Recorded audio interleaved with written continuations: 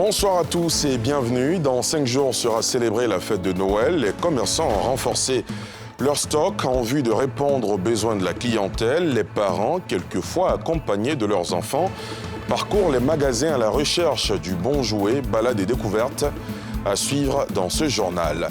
Autre attraction pour les enfants en période de Noël, le zoo d'Abidjan rouvre ses portes après sa réhabilitation. Le ministre des Eaux et Forêts a procédé ce lundi à l'ouverture officielle des portes de ce parc animalier qui sera accessible au grand public dès demain. Et dans l'actualité également, les deux ex-présidents de la République, Laurent Gbagbo et Henri Konan Bédié, se sont retrouvés cet après-midi. Laurent Gbagbo, qui s'est rendu chez Henri Konan Bédié, a indiqué qu'il s'agissait d'une visite fraternelle avant le Nouvel An. Selon l'hôte d'Henri Konan Bédié, vous les entendrez dans ce journal. Noël est la première de la série des fêtes de fin d'année. Avant et pendant cette période, beaucoup préfèrent se tourner vers les friperies pour s'offrir des chaussures au détriment des magasins haut de gamme où les prix sont parfois inaccessibles. Bien que répandu, le business des chaussures d'occasion s'annonce difficile. Les commerçants disent ne pas faire de bonnes affaires, mais espèrent tout de même jusqu'au dernier jour, comme nous le montrent Jean-Michel Quadio et Mathurin Badet. Grand marché de Trècheville. Les plus grosses commandes de chaussures d'occasion se font en période des fêtes de fin d'année, selon Hervé, un commerçant qui s'est spécialisé dans la vente des chaussures d'occasion pour enfants depuis plusieurs années. Cette année, il a passé une commande de plus de 4800 paires de chaussures de tout genre. Ma dernière commande est venue ce vendredi, c'était 4800 paires. C'est à cause des copies là. Il y a des gens qui disent non, c'est chinois, les copies. Donc eux, ils aiment les friperies. Quand ils disent friperie, c'est qui est déjà porté. Si c'est déjà porté, ils disent non, ah, ça c'est du bon. Il y a d'autres même, ils viennent, ils soulèvent la chaussure et puis ils sentent dedans pour voir si c'est vraiment friperie. L'année dernière, il réalisait en moyenne des ventes de plus de 1 million de francs CFA par jour au mois de décembre. C'est sincèrement dit, on a des craintes. Parce que ça ne va pas. Quand je compare l'année passée le samedi, le samedi 18, et puis cette année, samedi 18, l'année passée, samedi 18, la journée, il y avait 1 300 000. Mais cette année, il y avait 620 000. Enoch Sarkozy, son voisin, lui, a 5 années d'expérience dans ce métier. Cette année, ce n'est pas encore la bousculade devant son magasin, mais il garde espoir. Cette année-là, c'est trop bizarre. Avant, là, même là, on cherche quelqu'un pour laver, mais maintenant, là, c'est nous-mêmes, on lave ça. On lave les chaussures seulement, mais on ne voit pas les clients au marché. On dit les pays, là, c'est pas trop ça, mais on prie à Dieu que ça va aller. Avoir une chaussure de marque à prix réduit, c'est ce qui emmène les clients aux portes des friperies. Marthe veut offrir 2 paires de chaussures à sa fille. Elle espère le faire avec 11 000 francs CFA. Ici, le prix est abordable. On peut demander pardon, il va diminuer. Alors que dans les magasins, là, il n'y a pas pardon. Il a déjà mis son prix, c'est fini. Ils sont bien nombreux, ces clients qui font le choix des friperies, même en période de fête. Je préfère la friperie parce que c'est de la qualité et puis c'est durable. Il y a longtemps que j'achète de la friperie. Pour moi, pour mes enfants, même pour mon mari, même si je vois, j'achète. Je crois que non, les friperies sont très bons et durables et moins chers. Et ce qui nous amène à venir acheter les chaussures friperies et les habits friperies. C'est vraiment dit, je n'ai jamais fait achat dans les magasins. Tout ce que je porte, même mes dessous, même toutes ces friperies. Cap sur Adjamé Bracody, le fief des friperies de chaussures. Ici, chez Tiemele Oumar, les chaussures proviennent de Lomé. Dans cette concurrence qui ne dit pas son nom, il espère faire de bonnes affaires. Il y a plein d'hommes qui vendent les chaussures. Dans les carrefours, il y a les vendeurs de chaussures qui sont installés. Bon, nous aussi, on est là. Dans 2 jours, on dit le marché est là. Bon, on va voir, peut-être d'ici la fin, on va voir comment ça va se passer. Friperie à n'importe quel prix. Friperie n'a pas de prix. Le réveillon de Noël est prévu pour le vendredi prochain et la fête de la Saint-Sylvestre une semaine après. Pour ces festivités, les friperies sont au cœur des achats. Vêtements ou chaussures, il y en a pour tout le monde. C'est de loin la fête la plus populaire, célébrée presque partout dans le monde. La fête de Noël sera célébrée dans 5 jours donc. Pour l'occasion, les commerçants ont renforcé leur stock en vue de répondre aux besoins de la clientèle. Les parents, quelquefois accompagnés de leurs enfants, parcourent les magasins à la recherche du bon jouet, des courses toujours pas faciles quand on sait que le choix des enfants, dans bien des cas, peut ne pas être celui des parents et vice-versa. Balade et découverte au cœur des étals dans nos marchés, un sujet de Brice Niawa et Fulgence Kissiedou. Ce matin, l'affluence est bien présente dans les rayons de ce supermarché. On se bouscule dans les couloirs à la recherche d'un cadeau à offrir aux enfants. Dans cette quête, le choix est parfois compliqué. Déjà, on a pris pour la grande. Nous sommes là pour le petit, son petit frère. On est venu choisir les cadeaux. Le choix est vraiment, parfois, c'est vraiment difficile. Heureusement qu'ici, on peut se faire aider par le psychologue. L'enfant peut être figé sur un jeu qu'il a vu. En échangeant avec les parents, on pourrait lui conseiller un jeu indiqué pour qu'il puisse retrouver la concentration, qui est un élément essentiel pour pouvoir réussir à l'école. Faire le bon choix nécessite parfois le déplacement en famille de la maison. Et la tâche devient aisée quand le choix est fait par les enfants eux-mêmes. J'ai 3 filles et un bébé de 4 mois. Elles ont précisé ce qu'elles voulaient. Donc ça ne m'a pas causé de problème. C'est la période des cadeaux. Voilà, je suis là avec mes petits frères. Je voulais trouver des cadeaux de Noël. On a conscience que tous les cadeaux ne sont pas bons pour les enfants. Donc on essaie de leur donner quelque chose qui sera aussi bon pour leur éducation comme pour la maison aussi. Et voilà, les 2 frères ont le cadeau désiré. La satisfaction est totale. J'ai eu un vélo, mon petit frère aussi a un vélo, ma petite soeur a eu des dinettes. C'est un cadeau que je voulais, j'ai toujours voulu avoir le cadeau. Et je suis contente, je dis merci à papa, merci encore. Ce qui n'est pas le cas chez cet autre jeune garçon.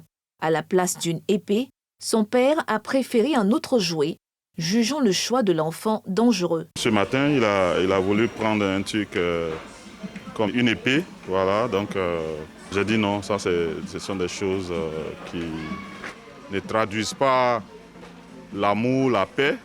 Voilà, on évite tout ce qui est armement, voilà, armes blanches et tout. Mécontent, le concerné n'a pas voulu nous en dire plus. Dans cet autre magasin, où le stock a été aussi garni pour ces fêtes de fin d'année, pas de conseiller ni d'enfant pour aider ce parent dans le choix du cadeau de sa fille. S'il connaît l'âge de son enfant, le choix du cadeau qui lui conviendra reste un problème à résoudre. C'est un conseiller qui dit que ça, là, au moins, ça peut orienter aussi l'enfant. L'enfant a 2 ans. Ouais, donc ça, là, au moins, ça peut permettre à l'enfant aussi. C'est pas mal. C'est bienvenu. Je vais me contenter, mais c'est pour voir justement les prix, ce qui va être abordable, et puis je vais choisir un peu quand même. Si cette dame reconnaît que certains jeux peuvent être néfastes pour l'éducation des enfants, l'envie de leur faire plaisir est souvent irrésistible. Ce sont les enfants qui ont commandé ça.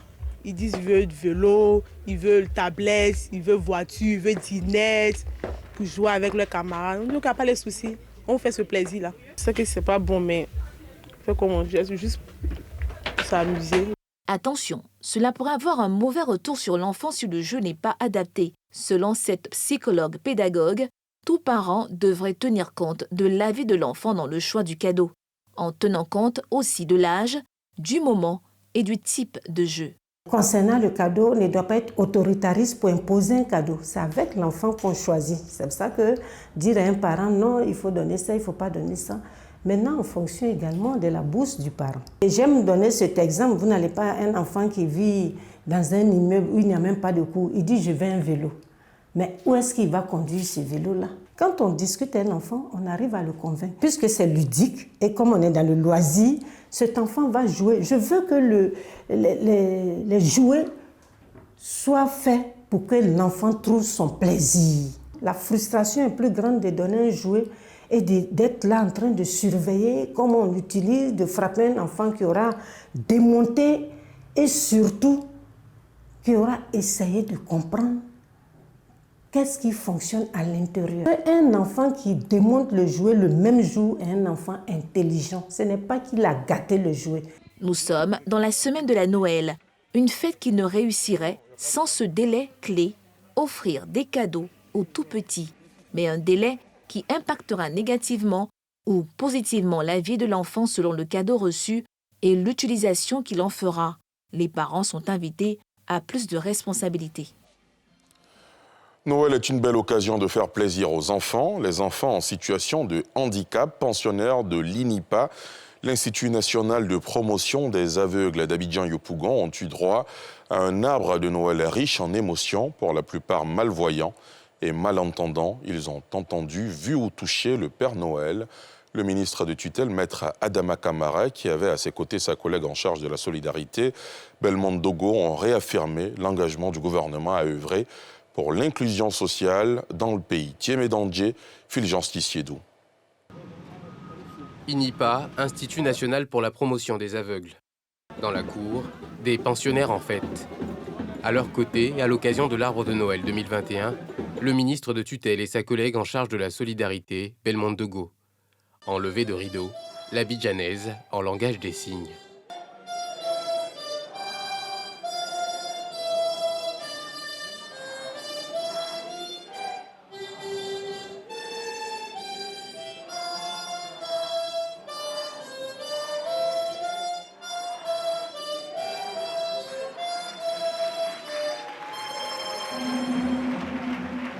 Autre tableau, poèmes, chants et danses meublent les festivités de Noël en faveur des enfants vivant avec un handicap.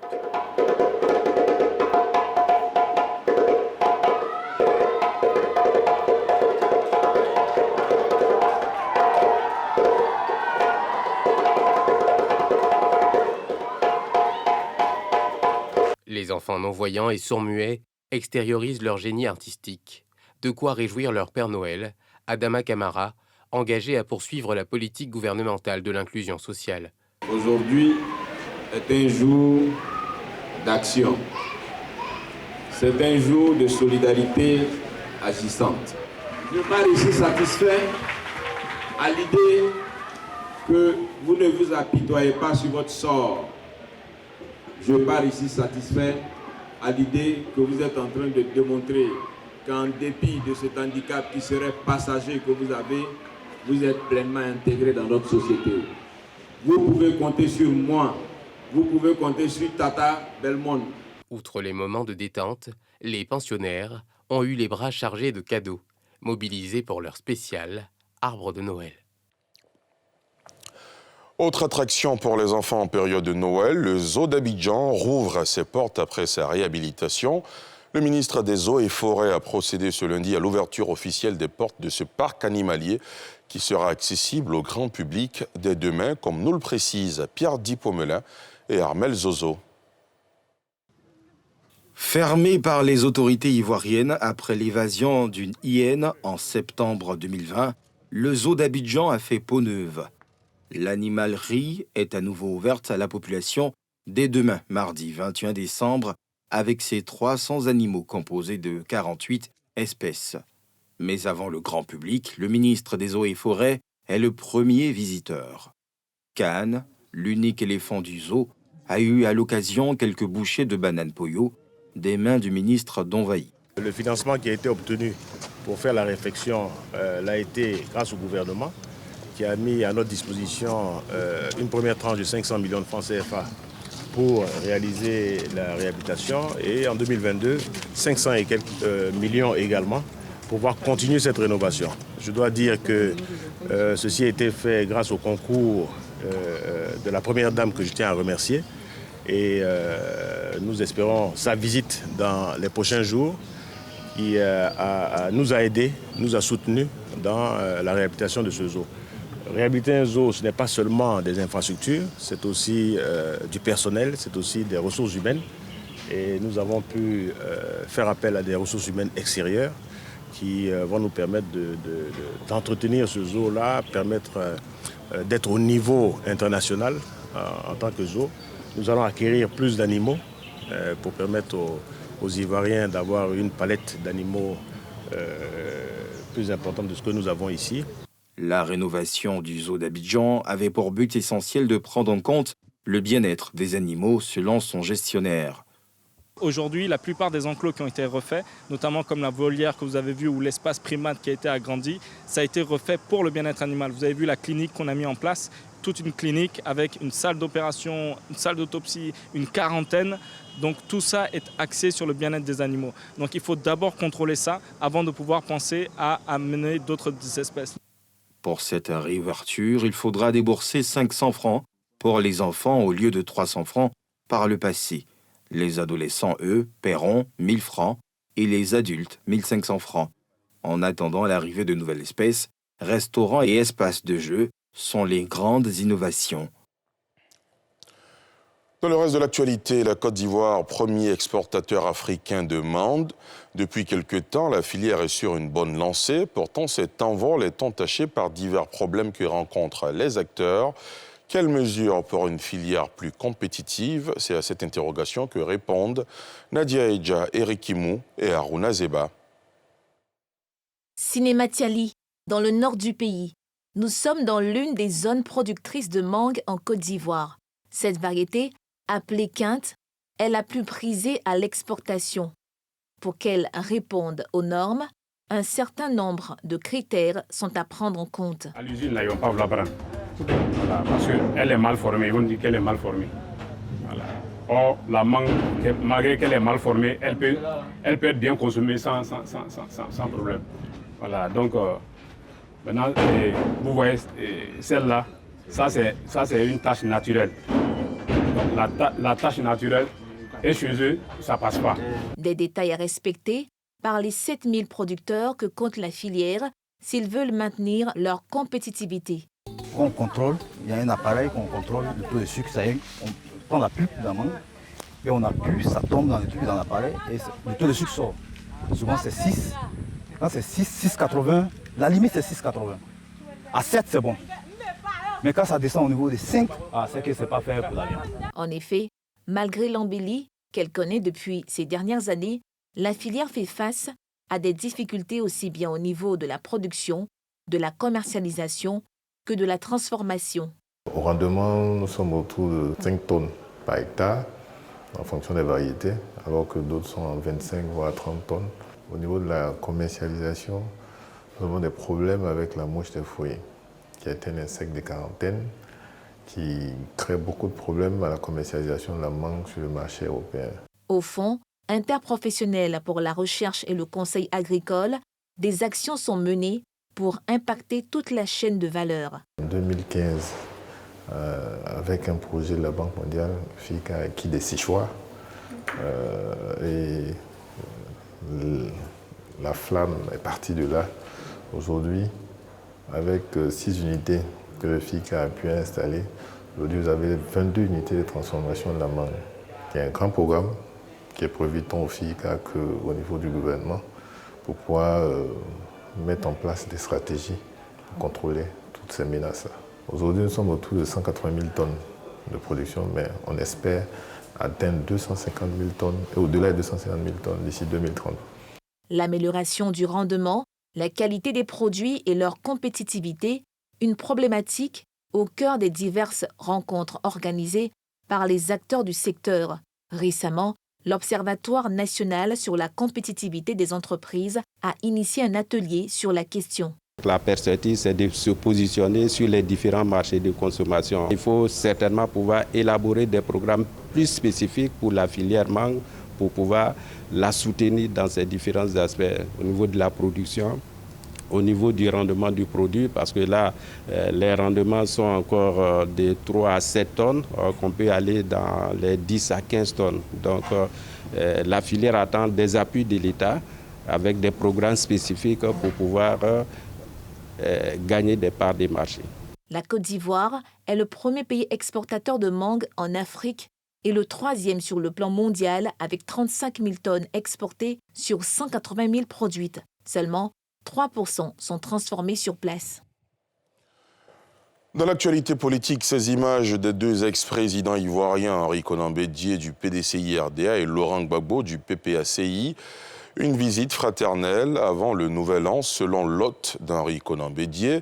Je vous propose d'écouter le président du PPACI et le porte-parole du secrétariat exécutif du PDCI-RDA. C'est une visite fraternelle. Nous sommes à la fin de l'année, c'est bientôt les fêtes de Noël. et bientôt aussi les fêtes de fin d'année. Et le président BD s'en va chez lui dès demain. Donc je suis venu lui dire bon voyage et puis lui souhaiter très bonne fête de Noël et bonne fête de fin d'année. Voilà. Le président a estimé que nous sommes en fin d'année, nous avons travaillé durement. L'année a été dure. Il est donc bon à l'heure qu'il rencontre les responsables des organes qu'il a mis en place. À ce titre, il leur a demandé, nous tous, de travailler dans la synergie, dans la coopération fréquente et d'aller même plus loin que les aspects professionnels et que de nous fréquenter. Il attend des résultats de nous. Le président a décidé de créer une grande chancellerie de la médaille de l'ordre du mérite du Bélier, que les deux responsables sont des dames, Mme Denise Diaoufé et Mme Linda Diplo. On termine ce journal avec ce gros plan sur un phénomène en passe de devenir une obsession chez certains. Les produits amincissants ont de la cote, ils sont nombreux et commercialisés sous plusieurs formes et séduisent aussi bien de par leur vertu diurétique que par leur contribution à l'amélioration d'une meilleure apparence physique. Mais marchent-ils à 100%? Les réponses dans ce sujet de Nadia Eidja et Haruna Zeba. Face à la promesse d'une silhouette plus fine et un ventre plat, difficile de résister. Crème, graines ou thé amincissant sont autant de produits disponibles sur le marché pour satisfaire ces personnes à la recherche d'un confort physique. Financier de formation, Antoine Dago s'est investi dans ce business il y a maintenant 1 an. Ces produits sont importés d'Asie par souci de qualité. Par exemple, les thés nous viennent de la Chine pour certains et d'autres pour Taïwan, et puis les grains de lait de la Mongolie. L'Asie est une référence en termes de produits bien-être. Si tu veux faire de la qualité et apporter une véritable solution au bien-être des Ivoiriens, de ceux-là qui consomment tes produits, il faut aller là où déjà les gens l'ont testé. Après avoir reçu son stock, Antoine prend le soin d'empaqueter chaque variété qu'il vend ensuite sur les réseaux sociaux ou dans les grandes surfaces. Tous ces produits, pour plus d'efficacité, nous les avons regroupés sous forme de kits. Donc on a des kits minceurs, les kits ventre plat et puis les kits détox. Donc on a 3 catégories de clients. Il y a des clients qui sont à la recherche d'un certain confort, voilà, d'un certain confort physique, ou bien ils souffrent de certains maux. Ils peuvent représenter 80% de notre clientèle. La deuxième catégorie, c'est les sportifs. Et la dernière catégorie, c'est les passionnés. Ceux-là qui aiment le thé, ils viennent simplement pour le goût. Non, c'est la première fois. Par souci de santé, surtout. Souci de santé, j'ai décidé d'essayer. Je passe souvent devant leur stand. Donc aujourd'hui, je me suis arrêté pour voir. Pour un paquet de 60 grammes de thé, il faudra débourser 10 000 francs CFA. Pour le kit, il en faudra un peu plus. Chaque jour, c'est environ 15 kits qu'il écoule. Une entreprise dans laquelle s'est lancée aussi Marie-Ange en mai 2020. Ce qui fait la différence entre nos produits, c'est que les produits sont 100% naturels et ne sont vraiment pas du tout laxatifs. Voilà. Donc, vous pouvez utiliser les produits sans problème, vous pouvez vaquer à vos occupations sans souci, sans vous préoccuper du fait que des bobos au ventre et tout. D'une poignée de clients réticents à ses débuts, Marie-Ange livre aujourd'hui une trentaine de paquets en moyenne par jour. Quand nos clientes utilisent nos produits, elles se retrouvent en déjà 2 semaines à avoir des résultats. Donc c'est vraiment les retours des clientes au fait, la satisfaction des clientes. Sur les réseaux sociaux, son principal canal de vente, elle est à plus de 35 000 abonnés. Parmi elles, cette nourrice. Quand une femme est de taille fine et puis après commence à prendre du poids, on ne se sent pas à l'aise. Moi particulièrement, je ne me sens pas à l'aise. Voilà, quand le ventre sort, quand j'ai accouché, ça fait 1 semaine après, c'est là que j'ai acheté le produit. Et je lui ai demandé si je pouvais utiliser le produit. Et toi, elle m'a dit oui, que je pouvais utiliser le produit si je n'allaitais pas. Je lui ai dit effectivement, je n'allaite pas. Elle m'a dit que je pouvais utiliser le produit. J'ai perdu 7 kilos en 2 mois. La gamme est composée de sirop, de granulés et de thé. Si ces produits ont bien marché pour elle, les produits amincissants ne donnent pas toujours satisfaction. En général, vraiment, je n'y croyais pas. Parce que j'avais utilisé des produits auparavant qui n'ont rien fait. C'est comme si j'avais jeté de l'argent. Les commerçants sont unanimes. Les produits amincissants ne sont pas des recettes miracles. D'aucuns proposent d'y ajouter le sport, d'autres une bonne hygiène de vie, certains la patience que requiert l'organisme de chacun. Et c'est ici que prend fin ce journal préparé par l'ensemble de la rédaction. Merci de l'avoir suivi. Demain à 19h50, vous avez rendez-vous avec Evelyne Débat.